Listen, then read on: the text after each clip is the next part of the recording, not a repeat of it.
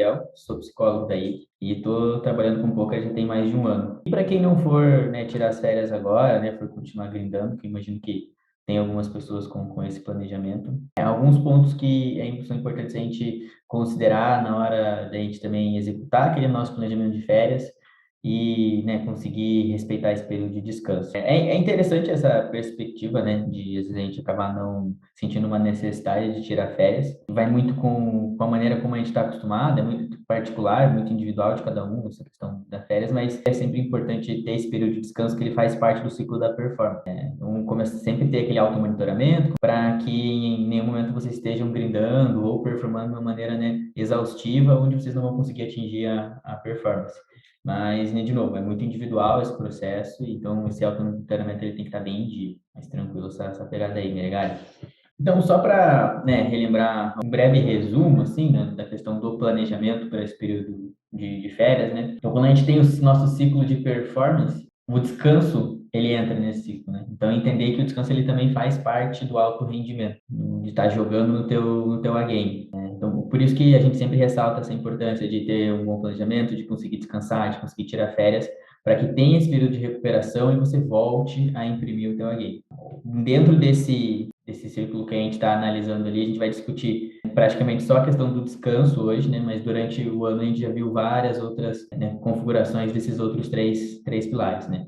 Lembrando que isso é uma das configurações, a gente conseguir analisar, né, o ciclo de performance, existem inúmeras outras, assim como a gente trazer, né, os 4 pilares da performance, né, que é a questão técnica, tática, física e mental, tem várias maneiras de analisar, esse aspecto aí humano. Então, é só mais um para a gente conseguir relembrar e destacar a importância do descanso, né, nesse processo, né, que é o performar em mais alto nível. Indo um pouquinho mais para frente, né, então, relembrando ali a importância do planejamento, questões, né, de você conseguir ter bem organizado, entender os seus limites, questão do automonitoramento, tudo entra nessa questão. Mas o ponto que eu queria, né, trabalhar com vocês aqui hoje, além desse calendário de férias, é o pós. Quem vai tirar férias já sabe como vai voltar, se vai voltar grindando a grade normal, se vai diminuir um pouquinho, em relação à BI também, vai dar uma reduzida, vai voltar a BI normal. Qual que é o planejamento para quem vai tirar umas férias dessa volta? Já existe um, não existe? É interessante também essa percepção ao final do grind, né? O quão exausto você ficou nesse processo. Aí você consegue ter, né, trazendo de novo aquela questão do automonitoramento, uma percepção melhor. Ah, posso pisar um pouquinho, vai ter que ser um pouquinho mais gradual a minha volta, né? Sempre buscando essa questão da individualidade. Infelizmente, a gente ainda não tem como mensurar esse cansaço pós-grind, né? Não existe uma métrica para isso, mas exercitar essa autopercepção já te dá um nível bem legal, assim, do direcionamento que a gente precisa tomar. Então, pô, eu terminei, às vezes, com dor de cabeça, de tanto tempo ficar na tela, sendo que você ficou uma semana afastado de tela. Então, vai um pouquinho mais devagar, ou tem um descanso ali naquele dia seguinte, para que você consiga ir aumentando aos pouquinhos e volte ao seu nível normal, né, dentro do planejado ali, consiga voltar a performar uma game. Esses períodos de volta, né, e também período pré-séries também é interessante fazer essa redução para que você tenha uma endurance maior nesses períodos, né, que você consiga retomar o teu game ali, né, de uma maneira mais efetiva quando está dentro desses períodos de volta férias ou dentro do período de série. O período de final de ano, ele é bem simbólico. É um ano que está se encerrando, né, o outro que vai começar, e tende a ser um período muito positivo para o encerramento de ciclos, para um começo de novos ciclos. Obviamente, a gente não precisa esperar o final do ano chegar ou esperar a segunda-feira chegar para estar começando e encerrando algumas coisas, mas por ser algo muito simbólico, essa questão da mudança de ano, a gente geralmente tem uma motivação muito maior e consegue geralmente sustentar uma consistência maior quando a gente está encerrando ou começando um novo ciclo. Ter essas ideias do que a gente precisa melhorar, acho que é algo bem natural, assim, nessa virada do ano. O que é importante nesse processo, para a gente conseguir ter um pouco mais de consistência e também de adesão a essas mudanças, né, é transformar essas ideias em algo mais concreto. Então, colocar escrito esses objetivos em algum lugar, né, e depois detalhar eles, estabelecendo metas para alcançá-los, é algo que facilita um pouco mais a adesão dessas novas situações. Uma coisa que é interessante a gente pensar também nesse processo, então estabelecemos algumas coisas novas para iniciar o próximo ano. Tem alguma coisa que você está fazendo nesse momento que vai te impedir de executar essas coisas novas que você está planejando? Por que que você está executando essas coisas que vão te impedir? Conseguir refletir um pouquinho mais sobre alguns comportamentos, algumas ações e tentar, né, identificar o porquê você faz para parar de fazer caso ele não seja funcional, caso ele não seja do teu interesse, caso ele só esteja prejudicando o seu avanço em algumas áreas.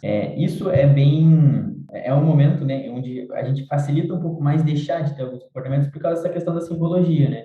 Ah, então o ano que está se indo, então alguns comportamentos que eu deixo para trás junto com esse ano. Estabelecer alguns movimentos simbólicos nesse período também é interessante. Vou dar um exemplo assim.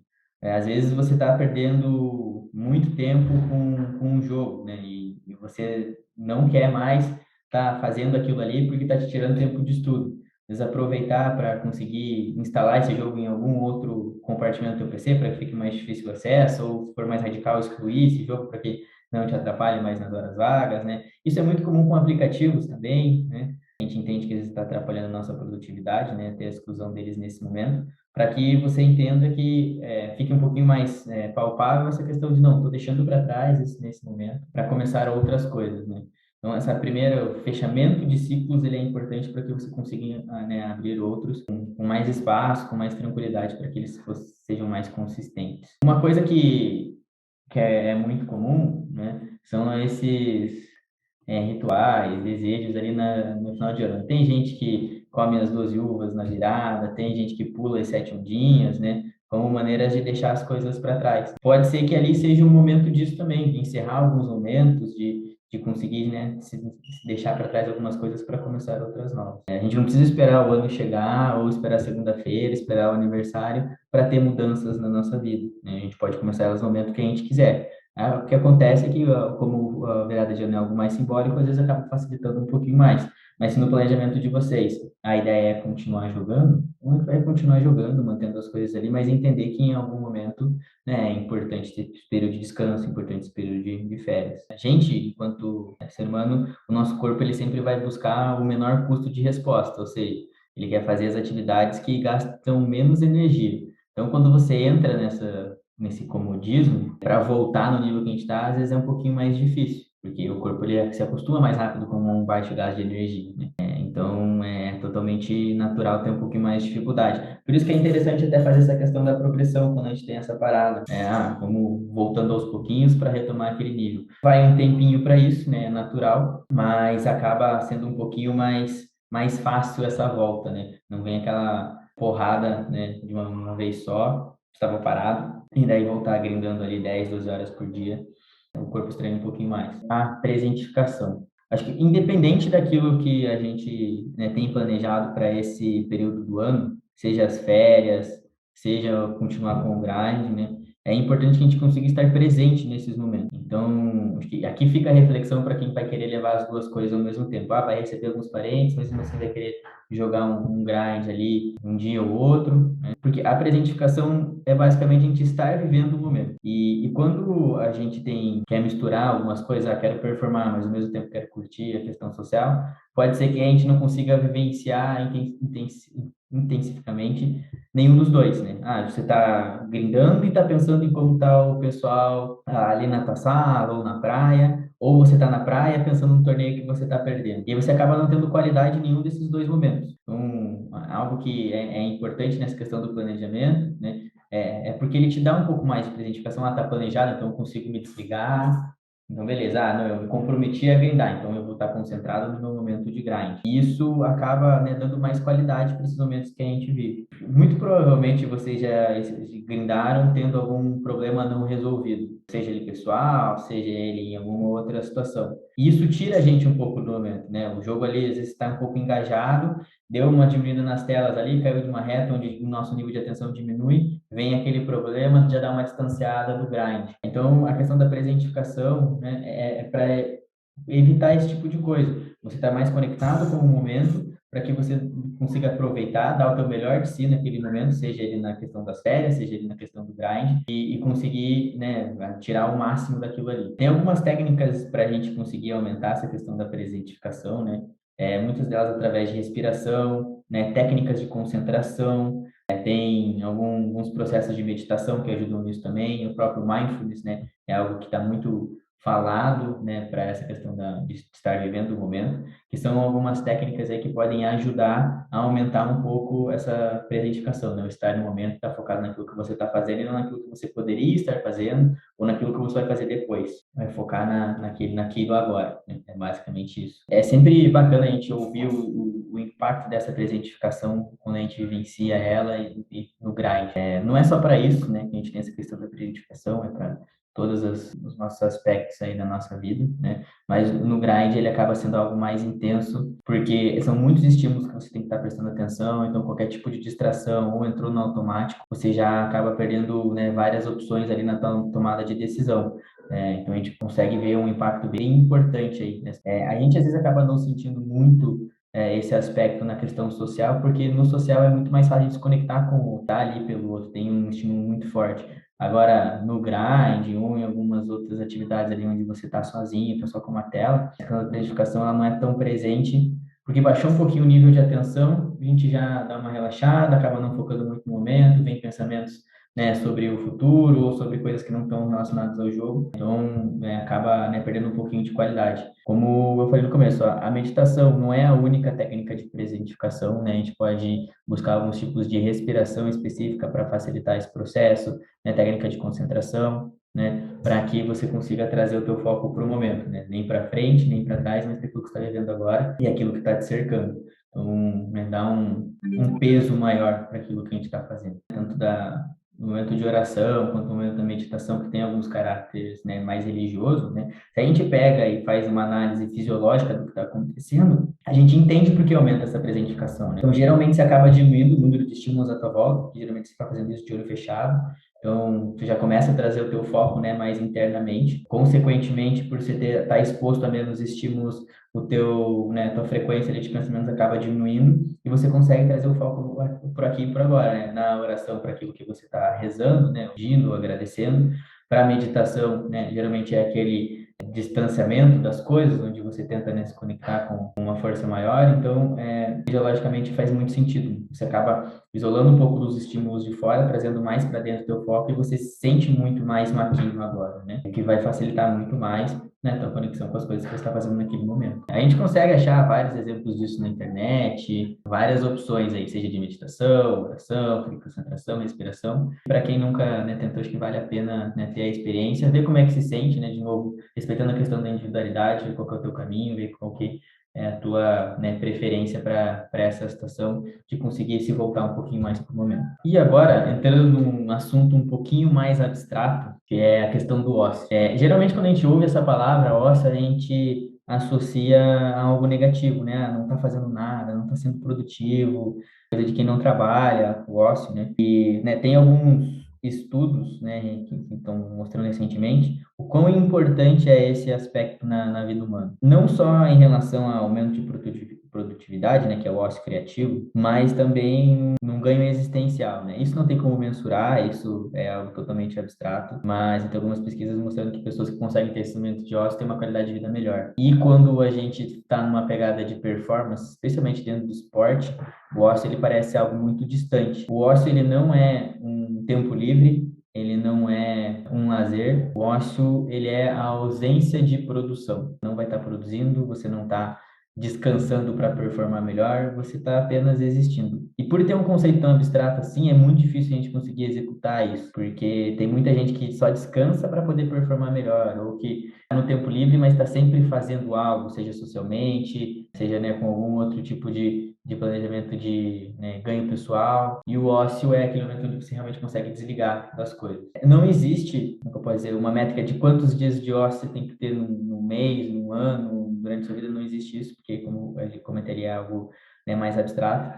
Mas ele é muito importante, né? Então, se vocês conseguirem, né, ter a possibilidade de, em alguns momentos, ter essa vivência do ócio, onde não está fazendo nada, sem se preocupar com nada, sem produzir nada, é algo assim que, né, a gente tem alguns estudos que mostram que acabam enriquecendo aí a experiência humana. Uma informação que eu encontrei, algo novo até para mim, assim, nunca tinha ouvido falar disso até esse momento, que é essa nova definição que tem aparecido, que são os ambientes restauradores. Basicamente, né, tem alguns, né, pesquisadores que estão identificando o poder do ambiente na recuperação, seja, né, fisiológica ou seja, né, para uma própria performance. E para definir o que são esses ambientes restauradores, esses pesquisadores eles definiram ali 4 critérios. Critério de fascinação, tem que ter um interesse em relação a esse ambiente, pode dizer uma compatibilidade maior, um interesse de estar vivenciando aquilo, tem que estar bem claro. Tem que rolar um afastamento do ambiente que você comumente está. Então, a gente aí que, né, com o poker, né, nessa questão virtual, um afastamento de telas, um afastamento de lugares fechados, né, seria bem interessante. Tem que ter o critério da extensão, que é ser um ambiente que não cause tédio, porque às vezes a gente vai para um ambiente assim diferente, mas ele causa tédio na gente, a gente não tem engajamento nenhum com aquilo ali. E tem que ser compatível, ou seja, tem que estar ligado a uma preferência pessoal. Eu coloquei esses 2 exemplos aqui, né, da praia e da neve, porque cada pessoa ali vai ter uma preferência, né? Por exemplo, no meu caso, um ambiente com neve jamais seria um ambiente restaurador. Eu detesto frio, não tenho o menor interesse em vivenciar isso de novo, né? Curitiba já é uma cidade gelada, então um ambiente restaurador para mim seria muito mais uma praia, um ambiente de natureza, mas de preferência um ambiente quente. Então, pensando nisso, né, essa informação de que esses ambientes restauradores eles vão ter um impacto fisiológico no teu período de recuperação, né? Às vezes quando a gente for definir ali qual vai ser o nosso lugar de férias, né, para onde a gente vai dar uma desligada, seria legal pensar nessas questões também, né? Como que eu posso, né, estar frequentando o ambiente restaurador para potencializar essas coisas. Eles mostraram, né, em alguns estudos que você está no ambiente restaurador, o que acontece é que o teu cérebro ele diminui um pouco o estado de vigilância. Então, você estando no teu ambiente normal ali, no teu escritório, no teu quarto, onde você grinda, o fato de estar na frente do computador, de estar acostumado a estar prestando atenção em várias coisas ali por causa do game, a tendência é que o teu cérebro ele já esteja no estado vigilante o tempo todo que você está nesse ambiente. Quando você sai dele, né, para algo diferente, a tendência é que você consiga diminuir o estado de vigilância e consiga se recuperar de uma maneira um pouquinho mais intensa nesse período. Então, são algumas características aí que podem servir para a gente pensar no nosso período de férias. Pensando, né, nessa questão também, acho que uma coisa que é válida é não grindar no quarto onde descansa, e conseguir ter um distanciamento disso, né, seja de um ambiente ali, já dá uma quebra muito grande e permite um descanso maior. A gente consegue desligar um pouquinho mais. Por experiência pessoal também, e por vários relatos, que dá uma diferença muito grande. Tinha o meu escritório, né, do meu quarto, um tempo atrás. Parece que você não consegue desligar, sabe? A partir do momento que você tem um cômodo específico para o momento de performance, ou para o momento de trabalho, é o meu caso, você sai do cômodo e é mais fácil de deixar as coisas para trás. Para quando você tem essa mistura, fica um pouco mais vivas essas situações, né? Em relação a memórias, às vezes, né, no caso do poker, uma bet que você toma, às vezes é mais difícil de conseguir deixar para trás. Então, né, vale muito a pena a experiência. É algo bem positivo, assim, conseguir ter um ambiente específico para o poker, né, um específico para o teu trabalho, específico para a tua performance e um período diferente para o descanso. Time, o que eu, né, queria trazer para vocês hoje era isso.